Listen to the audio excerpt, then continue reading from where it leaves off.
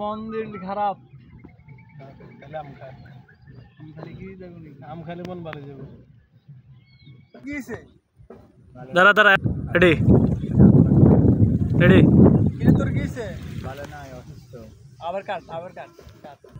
ready কিরে তোর কিছে ভালো না অসুস্থ ভালো লাগতেছে না কেন লাগতেছে না গায়ে জ্বর বেড়া আম খা বেড়া আমার উপরে কিছু আছে মধু খা তাই নাকি আম খেলে ভালো হয়ে যাবে হ্যাঁ খা ভালো রেডি